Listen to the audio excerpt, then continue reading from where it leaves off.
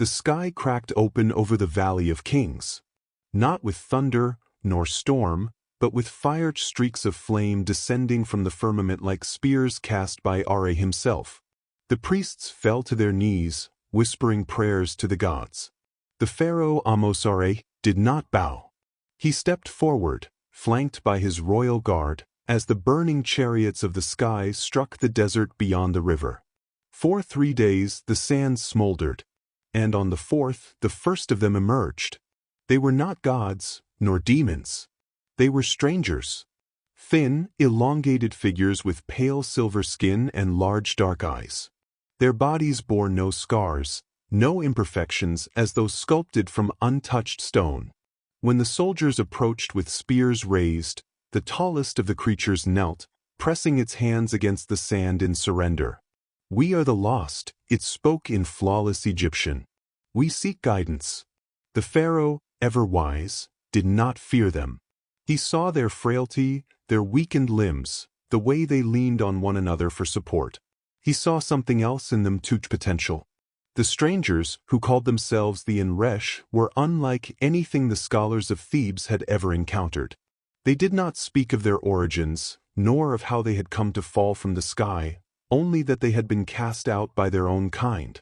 It was the high priest Imhotep the Younger who first suggested they be taught. "They have minds sharper than obsidian," he told the pharaoh. "But they do not understand power. They do not know the ways of war. Let them learn under our banners. Let them grow under the sun of Kemet." And so the teachings began. They learned to read the sacred texts, to carve words into stone, to understand the stars not as mere lights, but as roads across the heavens. They studied the strategies of war, the mathematics of fortification, the art of chariot combat, and the discipline of hand-to-hand battle. But most importantly, they learned loyalty. For 100 years, the Enresh lived among the Egyptians. No longer weak, no longer exiles. They became warriors, scholars, priests. Their bodies hardened under the desert sun, their minds sharpened through endless trials. They built temples alongside the laborers, fought alongside the pharaoh's legions, and in time, they swore an unbreakable vow. "Kemet gave us life. We will give Kemet eternity." The first invasion came from the west.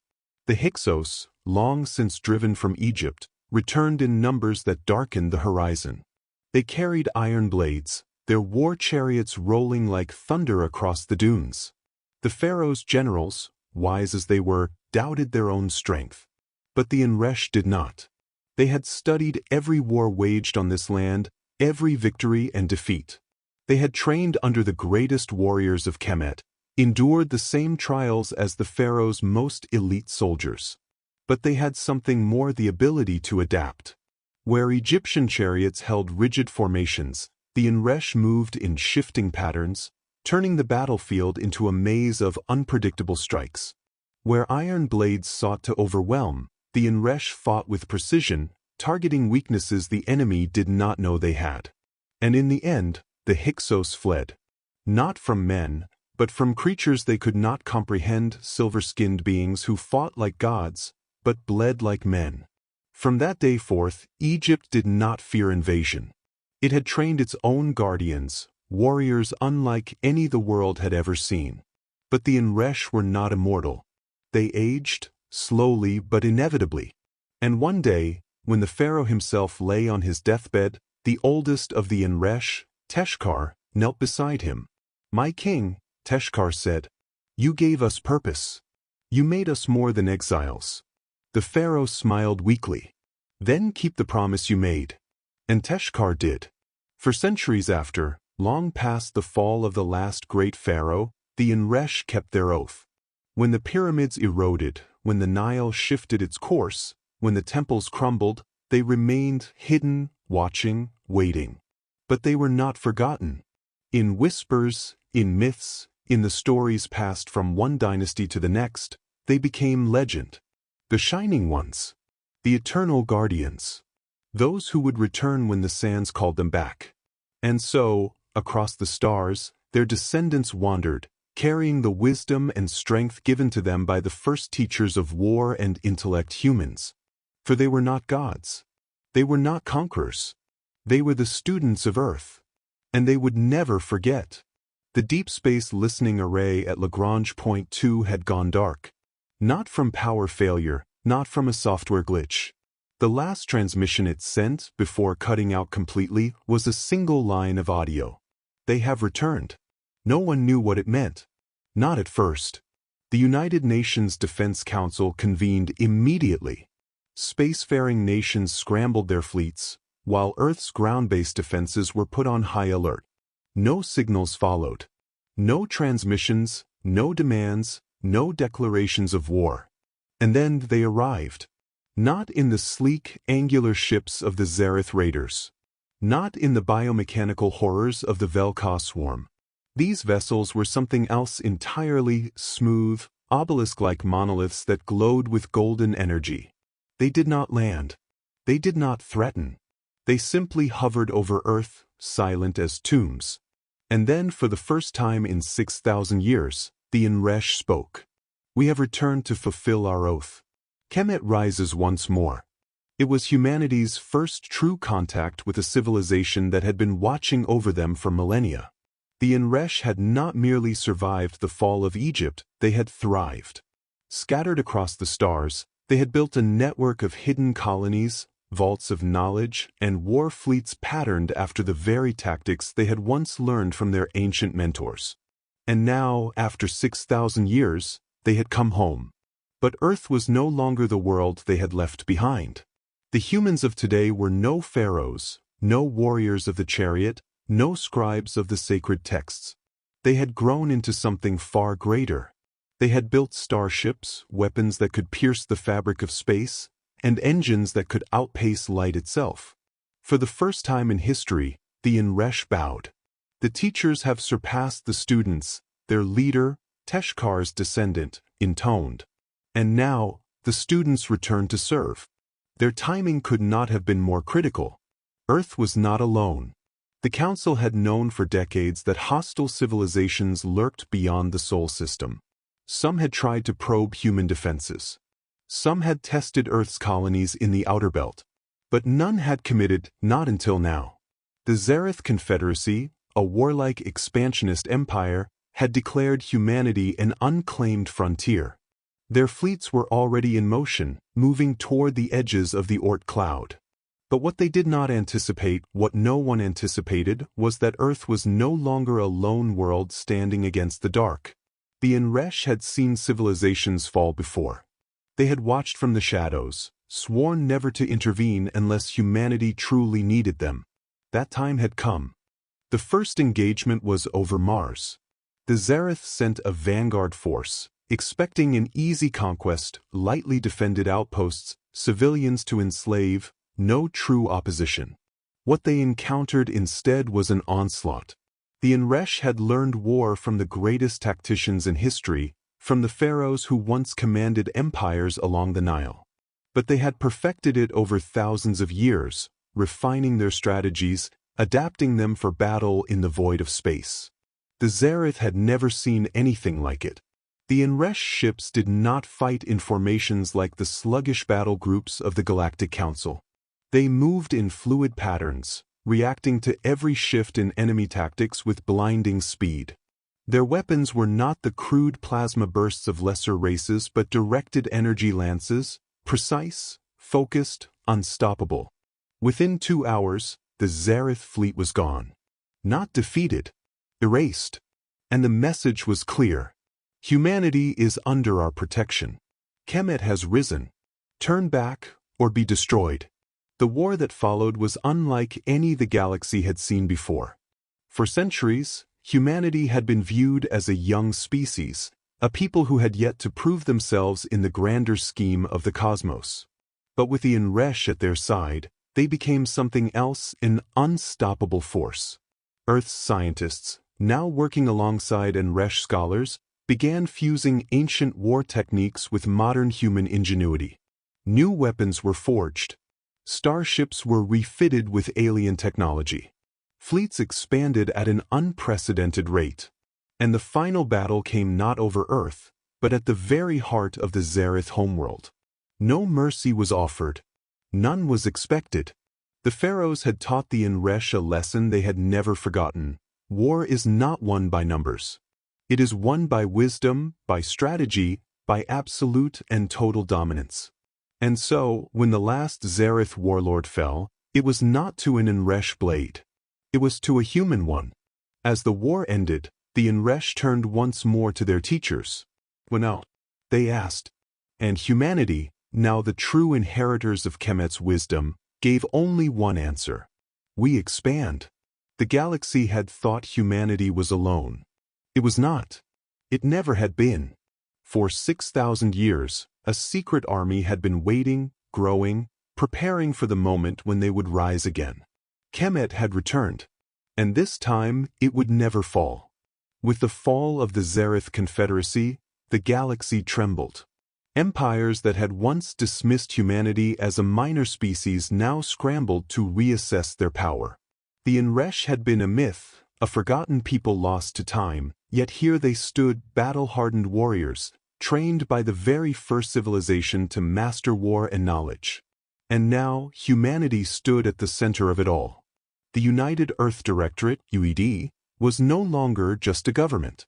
It was the seat of power for the first great expansion of mankind beyond Sol. Fleets patrolled the newly annexed Xarith systems, and outposts were erected on the ruins of once mighty empires. But war had not only changed the stars. It had changed Earth itself. The discovery of the Enresh had rekindled something deep within the human psyche, a longing for legacy. Historians, scientists, and leaders alike began to look back at Earth's past, searching for the lessons that had made humanity great. The structures of old, the pyramids, the temples, the lost cities were no longer viewed as relics of the past, but as blueprints for the future. From the sands of Egypt, a movement rose. Neo-Kemetism. The resurgence of Egyptian philosophy, governance, and strategy swept across human space.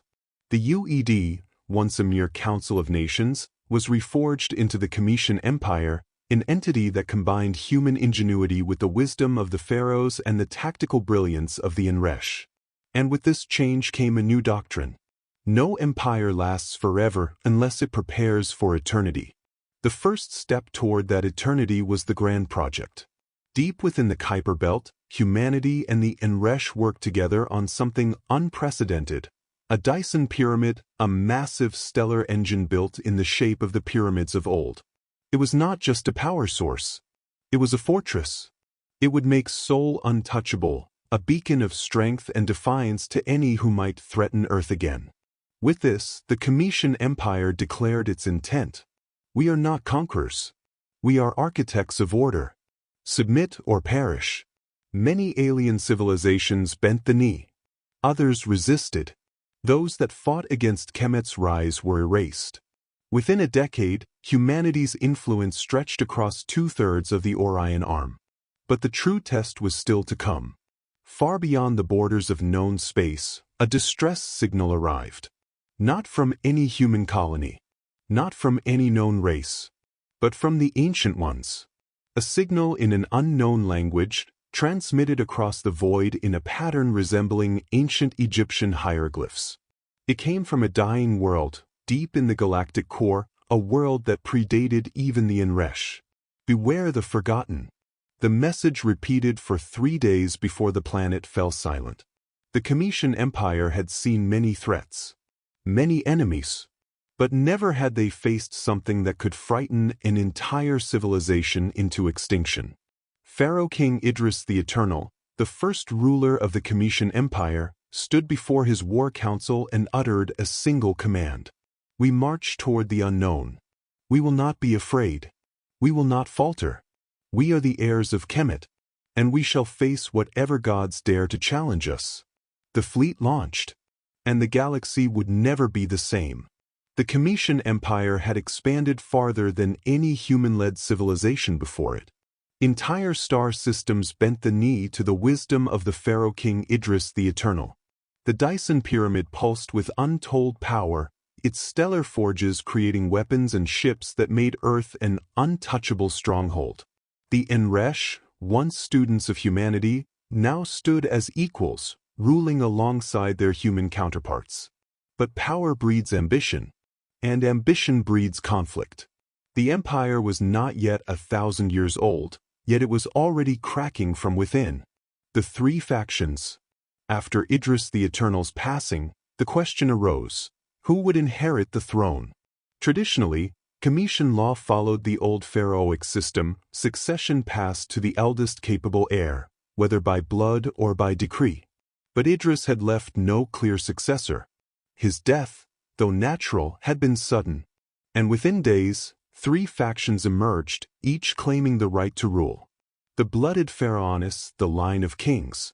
Led by Princess Nefer, Idris's firstborn daughter, the Pharaohs believed the throne must remain within the pure bloodline of humanity. They saw the Enresh as honored allies, but not as rulers. Our ancestors were the architects of the stars, Nefer declared. We are the inheritors of Kemet. Only humans may guide this empire to its destiny. Her followers consisted mostly of earthborn nobles, generals of the Ud, and the high priests of Neo-Kemetism. The Unity Doctrine, the children of Kemet. The second faction, led by Grand General Teshkar VII, an Enresh war hero and descendant of the first Enresh to serve Egypt, believed in a dual monarchy. The Comitian Empire, they argued, had been built by both humans and Enresh. To deny their rightful place as equals was to betray the very foundation of the empire. Our fathers learned from humanity, Teshkar VII declared. But we have bled for them. We have died for them. We are not students any longer. We are kin. This faction consisted of Enresh military commanders, scholars, and progressive human leaders who saw the future as hybrid governance. The stellar pantheon, the chosen of the gods. The third faction was the most radical. Led by a mysterious figure known only as the High Speaker of Ta, they believed the throne should be abolished entirely. We are not meant to rule by blood or by war, the High Speaker proclaimed. We are meant to rule as the gods did through divine knowledge and celestial purpose. The stellar pantheon rejected traditional monarchy and sought to transform the Comitian Empire into a spiritual technological theocracy. They believed the Dyson Pyramid was not merely a power source, it was the key to ascension, to unlocking the hidden knowledge left behind by the first gods. Their followers were an odd mix: cultists, rogue scientists, and fringe elements of both human and Enresh society who sought transcendence over politics. Tensions erupted into all-out war when Nefer declared herself Pharaoh Queen and ordered the execution of Teshkar VII. The assassination attempt failed. In response, the Enresh fleet blockaded Earth itself, preventing trade and communication from reaching the core of the empire. But before the Unity Doctrine could launch a full-scale siege, the Stellar Pantheon struck first, hijacking several orbital stations and activating the Obsidian Protocol, an ancient failsafe hidden deep within the Dyson Pyramid. For 12 days, the stars above Earth went dark. No transmissions. No signals. No light. And then the pyramid activated itself. When the Dyson Pyramid reawakened, it sent out a pulse across the galaxy, a signal in an unknown frequency, not of human, Enresh, or any known origin. It was a beacon. No one knew who or what had received it. But across the Comitian Empire, strange phenomena began to occur. The Eye of Ra, a superweapon orbiting Mars, fired on its own, obliterating a Unity Doctrine fleet. The priests of Neo-Kemetism reported seeing visions, images of a vast, slumbering being beneath the sands of Egypt. The Enresh, for the first time in history, began hearing voices, whispers in a language none could translate. And then, without warning, the first star gods arrived. They were not the forgotten. They were not invaders. They were something else. Something older than both humanity and the Enresh combined. And they had finally answered the call. For 1,000 years, humanity ruled the stars. For 1,000 years, the Enresh stood as their equals. For 1,000 years, the Comitian Empire spread across the Orion Arm, its fleets unmatched, its wisdom eternal. But in a single moment, it all changed. The Dyson Pyramid's pulse had called to something ancient, something buried deep in the bones of the universe itself. And now they had returned. They did not arrive in warships. They did not announce themselves with weapons. They came as they once did as gods. 3 figures descended from the heavens, their forms shifting like the light of distant stars. They were not physical, nor entirely immaterial. They existed in the space between dimensions, their bodies woven from dark matter and energy. The first was Xarith, a towering being of golden fire and shifting plasma, its eyes twin suns burning with knowledge long lost to time.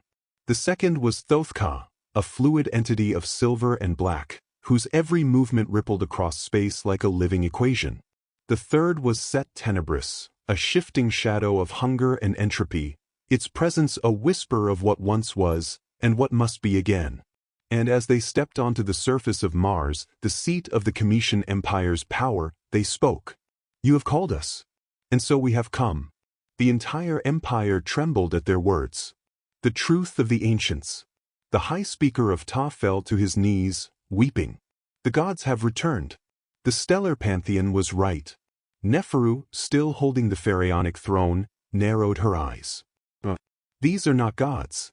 These are something else. Teshkar 7 stood beside her, his Enresh forces ready for war. They are not Enresh. They are not human. But their power is real. We must know their purpose. And so, the Cometian rulers met the first gods on the surface of Mars, in the Great Pyramid Citadel. It was there that the truth was revealed. The first gods were not deities. They were the architects of civilization itself. Eons ago, before even the Enresh had taken to the stars, these beings had shaped the rise of intelligence across the galaxy.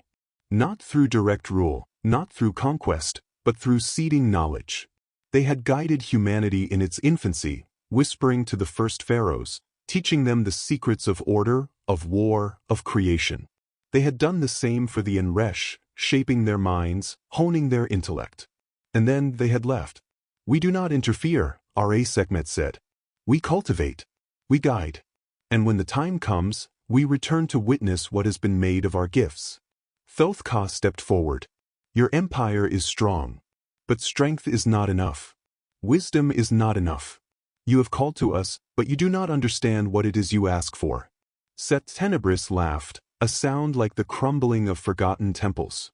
"You have built an empire on war, on conquest. But what will you do when there is nothing left to take? What happens when the greatest threat is yourselves?" The question hung over them like a blade. And then the gods made their offer. "We will not rule you. We will not destroy you. We will offer you a single choice. One that will shape the fate of your kind forever." Xarith's voice echoed through the cosmos. "Ascend or remain. Choose to ascend, and we will unlock the final mysteries. You will no longer be bound by flesh. You will no longer be rulers of an empire, but architects of reality itself. You will walk the stars as we do, eternal, formless, bound only by knowledge. Choose to remain, and we will leave. Your empire will be yours to rule. You will carve your own fate, without our guidance, without our interference. You will live, you will die, and your civilization will either flourish or fade.